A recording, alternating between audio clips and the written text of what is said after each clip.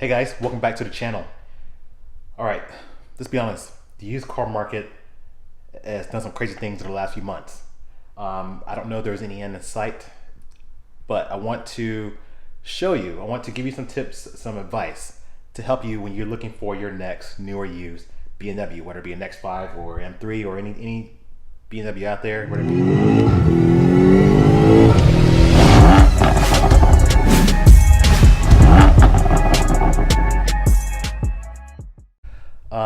A little over a year ago, I made a video and I was talking about, is it the right time to buy a car? And I was saying no, because think of it like the people were getting furloughed, COVID was ramping up, and you didn't know what the future held as far as jobs. You didn't know what was going to happen if you were going to have a job. I said that it was not a good time to buy a car considering what was going on. And I still stand by that video because we did not know. We didn't know. I didn't want to give advice out there for someone to buy a car, even though manufacturers were giving huge incentives of 3 months, no payments. You didn't know what was happening in those 3 months, right? So fast forward, things have shifted the other direction, okay? People are returning back to work. You have people ready to buy cars. You got people that are still unsure and they're holding on to their cars. You couple that with a chip shortage of new cars out there, and now we have a spike in demand and limited supply. Now last summer, when I was debating if not to sell my 50i, I was just casually browsing the internet and I was looking for plenty of X5Ms, and I was deciding on basically what color I want or what options I want. But I was waiting for that perfect car. I was like, okay, now I might find something there. I was like, you know what, the price is a little bit higher. I'm gonna move on. And I was finding a pretty good supply of X5Ms. It was like, oh, would I want the Long Beach Blue or I want the Melbourne Red? And those were the ones I was looking at, or should I stick with black? And I was trying to find the right interior color. Right up to the point where I was ready to pull the trigger, I started to run into a point where I noticed that the numbers of X5Ms on the market were starting to sort of dry up. And I realized I had to act fast, because these cars, the ones, if we find something, they're going to be gone. You guys know I made that video about that white X5M. I made an offer in Minneapolis, that even though I was going through the process, there was someone physically there that somehow they got the car sold. I made a video on that, so I put the card up there, you can watch it. But yeah, I feel like right when I got in there, I must have made it just under the wire, because the used market is changed dramatically. And with that happening, it made me have to sacrifice either options or color. So I decided to sacrifice color, which the Donington gray isn't bad. I'm happy with what I decided on. I was able to wrap the roof rails in black. There was a few little things that I couldn't get right with the wheels and things, but so those were the sacrifices.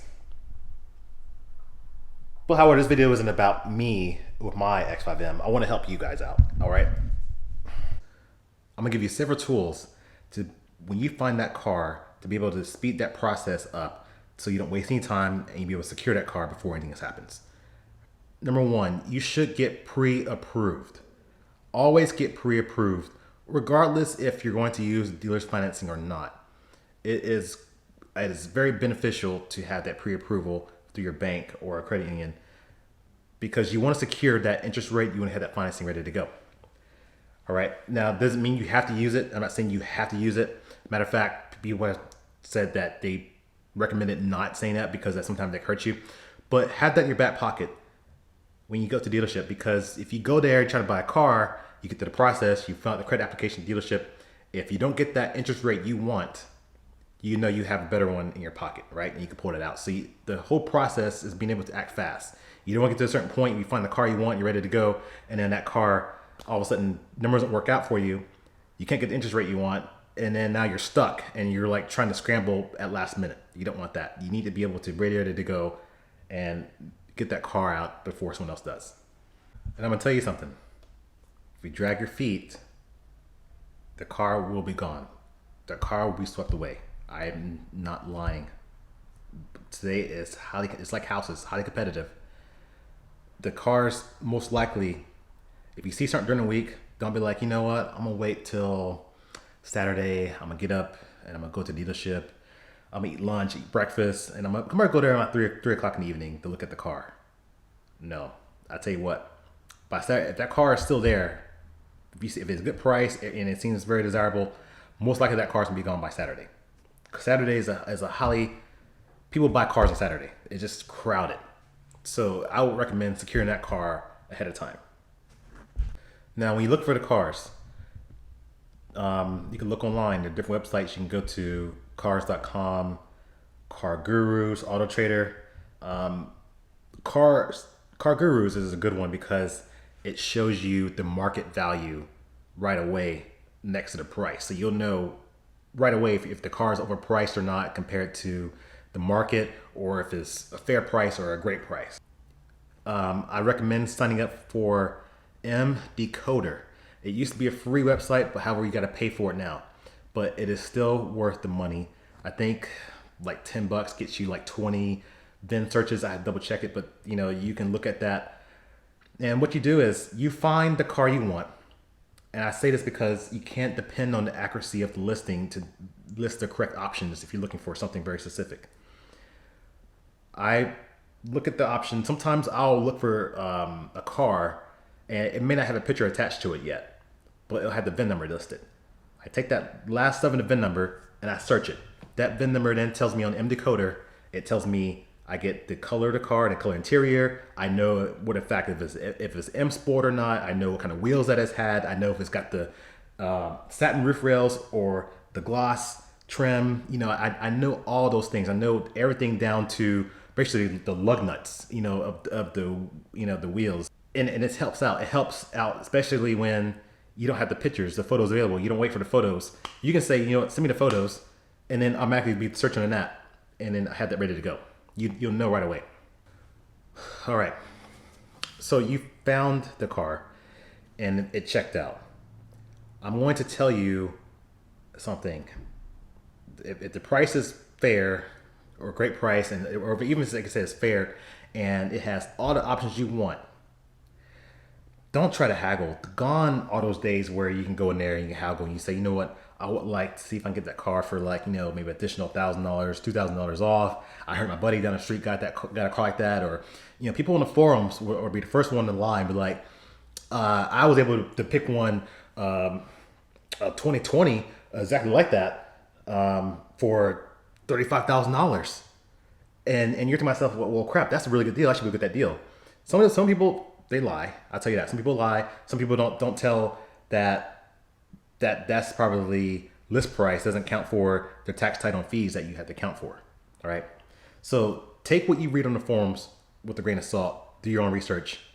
Like I said, you'll know, because if you try to think what you're going to get on the forum price, it may not. You're gonna find yourself very frustrated and you're gonna be embarrassed. But those days of haggling, trying to nickel and dime dealership, is gone, especially in a seller's market like this. Because someone else is going to be ready to buy that car if you don't. So if you're trying to nickel and dime, there's someone else there willing to play list price, and he's walking through the door ready to go. And then who do you think dealership can go with? You see what I'm saying? If you are very specific, especially when these BMWs, you can be very specific. And I said inventory is limited, so you're not gonna be able to find that car maybe locally. Be prepared to buy the state. Now, when you do, budget an additional $1,500 out of state for transport, just to get the car there.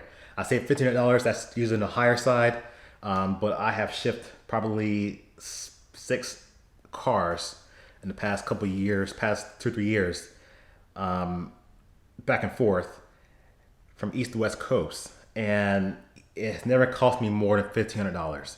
All right, now there's a broker that I use. I linked them in my description, but it's orangetransport.com. Each time they have give me the best rate. The drivers that they had contract through, basically they take care of the car. I don't have any issues. Now I will tell you that is with open transport. If you want enclosed transport, you may want to go ahead and double that price. Whatever, let's say if it's $1,500, go ahead and make it $3,000. Is enclosed worth it? That's for you to decide. I mean, when cars arrive from the factory to the dealership, they are shipped open. Yeah, they might have some protective plastic film on them, but they are open, they're exposed. I think each time I've never had an issue where a car has been arrived. I think this X5M came off from Florida to California, and it didn't have any issues because it was on an open carrier. It's just, that's just it. I mean, unless I was transporting an exotic car, that'd be the only time I'll do it enclosed. All right, so the next thing I can say is an inspection. Okay, at minimum, you want to look at the Carfax. Carfax will tell you a little bit about the history while it was under warranty, because new cars, when they're under warranty, people take them in for service. If there's any problem, it's going to show that. So if a vehicle is in service every 2,000 or 3,000 miles or less, or something like that, something crazy where it's like you see it frequently in service, that tells me this car has had some issues, especially when it's in there every month. You don't want that car. If the vehicle has been there like maybe once a year or maybe twice a year, and it's every 10,000 miles or 5,000 miles, maybe I would look a bit closer. But if it's scheduled service, it's usually around once a year, every 10,000 miles. With that being said, you should be able to know what's a trouble car and what's not a trouble car. If the Carfax isn't readily available, you can ask the dealership for it, but I highly recommend paying for it yourself. It's like $20 for a report. It's basically worth it. It will speed up the process instead of waiting for the dealership to get back to you, because sometimes they're busy. It could take an hour or two, right? An hour or two of my time, I can make sure that this car is even worth my time to pursue or move on. If it's worth to pursue, I'll go ahead and move forward with it. All right. Now, when you're undergoing negotiation, when you're found the car, you've already talked to the dealership about it. You say, hey, I'm ready to move forward. When you move forward, make sure they can hold the car for you, especially if you're out of state. If you are local, say, hey, I'm coming down right now. Can you hold the car? You don't want to say, I'm gonna come look at it sometime later this evening, and then they'll say, okay, and you get that the car's gone. Tell them, can you please hold the car? I am on my way. That's what you do if you're local. If you're out of state, hey, will you take a deposit? I want to initiate moving forward with this car. I will send you over my information. I'm ready to fill out a credit app. I just want to make sure that the car is secured, and then do that way. Sometimes I take the non-refundable deposit, like $500.